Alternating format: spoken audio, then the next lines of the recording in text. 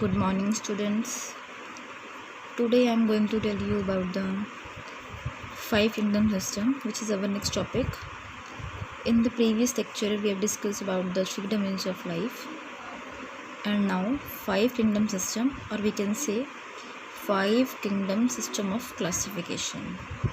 तो जो five kingdom system है और जो सिस्टम है क्लासिफिकेशन का, ये सिस्टम जो है R.H. विटिकर इन्होंने एडवांस किया था और इसके कुछ क्राइटेरियाज थे सिस्टम बनाने की। सबसे पहले जो क्राइटेरिया था वो ये था complexity of the cell structure, कि सेल का स्ट्रक्चर कैसा है उसके बेस पे किंगडम बनाया गया। फिर ऑर्गेनिजम्स की बॉडी का कैसे कॉम्प्लेक्स है, सिंपल है, किस तरह की बॉडी है।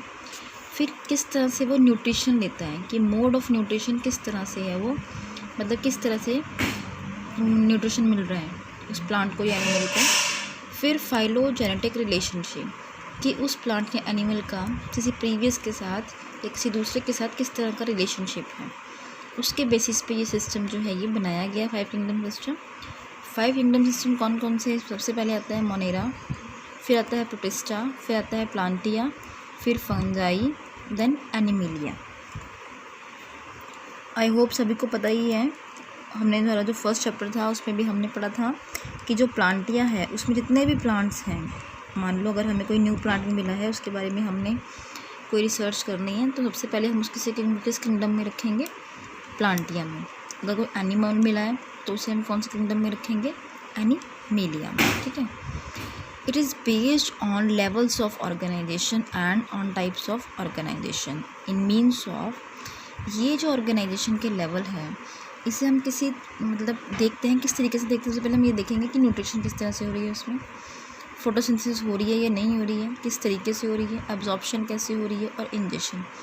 ये क्राइटेरिया है, ये हम देखते हैं इसकी ऑर्गेनाइजेशन। किसी भी प्लांट या किसी भी एनिमल की अगर हमने ऑर्गेनाइजेशन देखनी हो ये चीज़ें देखेंगे सबसे पहले हम। ठीक है। उसके बाद आता है जो हमारा फर्स्ट किंगडम है, वो क्या है? Kingdom Monera. मोनेरा जो है, जितने भी प्रोकैरियोट्स हैं वो सब किस में आते हैं? मोनेरा में। और हम कह सकते हैं कि किंगडम मोनेरा में सभी प्रोकैरियोट्स जो है वो इंक्लूडेड हैं। प्रोकैरियोट्स हैं, दैट मीन्स जो भी ऑर्गेनिज्म होगा जो वो कैसा होगा? यूनिसेलुलर होगा। यूनिसेलुलर का क्या मतलब है? सिंगल सेल प्रेजेंट है, सिंगल सेल है। सिंगल सेल है मतलब अगर हम ऐसे देख लें कि एक ही सेल है, इसमें कोई डिवीज़न नहीं है, यही सेल जो है आगे मूव कर रहा है, खाना, इंजेक्शन, डाइजेशन, न्यूट्रिशन जो भी है सिंगल सेल के अंदर ही हो रही है। इसके अंदर न्यूक्लियर मेम्ब्रेन प्रेजेंट नहीं है। न्यूक्लियर मेम्ब्रेन का क्या मतलब है? जैसे अगर मान लो एक सेल है, इसके अंदर ये न्यूक्लियस होता है। ठीक है, ये मैं डॉटेड बनाया है, दैट मीन्स अगर ये न्यूक्लियर मेम्ब्रेन जो है वो एब्सेंट है। जो डीएनए है वो हमारा ऐसे ही पड़ा है, फ्रीली पड़ा है। माइक्रोस्कोपिक है, दैट मीन्स अगर हम उसको नॉर्मली ऐसे देखना चाहें प्रोकैरियोट्स को तो वो हमें नहीं दिखते, वो हमें माइक्रोस्कोप्स की हेल्प से ही दिखेंगे। रिप्रोडक्शन कैसी होगी? इसमें ए सेक्शुअल होगा, और ए सेक्शुअल में कौन सी होगी? फिजन या बडिंग से ये रिप्रोड्यूस करेंगे। Predominant mode of nutrition is absorptive but some groups are photosynthetic और कीमोसिंथेटिक। दैट मीन्स न्यूट्रिशन के अलग अलग मेथड हैं। कुछ जो है एब्जॉर्प्टिव मेथड है कईयों में, कई जो है फोटोसिंथेटिक है, और कई जो है वो कीमोसिंथेटिक हैं। इनके अंदर माइटोकॉन्ड्रिया, प्लास्टिड्स, एंडोप्लाज्मिकल रेटिकुलम, लाइजोसोम्स ये सब जो हैं वो एब्सेंट होते हैं। फ्लैजेला प्रेजेंट है। फ्लैजेला का क्या मतलब है? ये एक मान लो सेल है, इसके यहाँ पे ऐसे एक जिसे हम बोलते हैं ना टेल की तरह से दिया होता है फ्लैजेला। कई भी हो सकते हैं ये फ्लैजेला। इससे क्या करती है? इसकी हेल्प से ये मूव करता है एक जगह से दूसरी जगह। सेल वॉल जो होती है वो पेप्टिडोग्लाइकॉन्स की बनी होती है।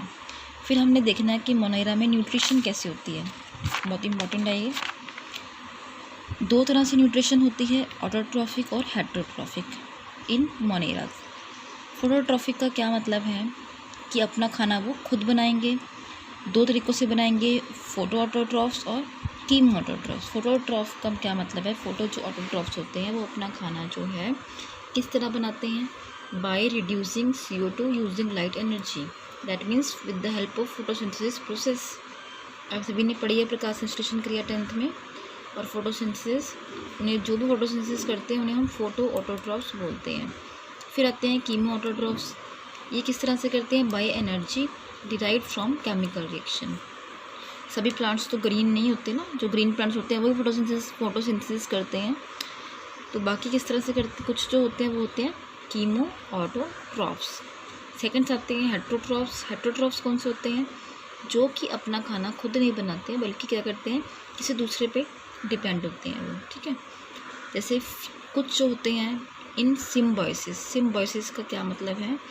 सिम्बायोसिस एक प्रोसेस है, मतलब सिम्बायोसिस को हम ऐसे भी बोल सकते हैं कि सिम्बायोसिस एक लिविंग, विद इन लिविंग, मतलब किसी और के साथ रहना। फॉर एग्ज़ाम्पल जिससे क्या होगा, दोनों को फ़ायदा होगा। अगर हम एग्ज़ाम्पल लें, जैसे कॉमन एग्ज़ाम्पल हम लेते हैं कि आप सभी ने बुफेलोस देखी होंगी, आपको घरों में, मैक्सिमम के घरों में ये भैंसें होती हैं। तो कई बार आपने देखा होगा कि उनके बॉडी पे पक्षी बैठे होते हैं।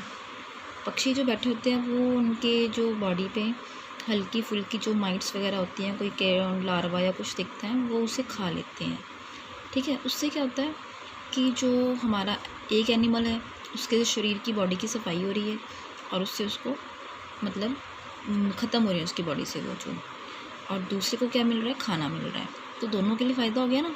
तो इस तरह से एक सिम्बायोसिस रिलेशनशिप है ये। एक होती है कमेंसलिज्म। कमेंसलिज्म का क्या मतलब है?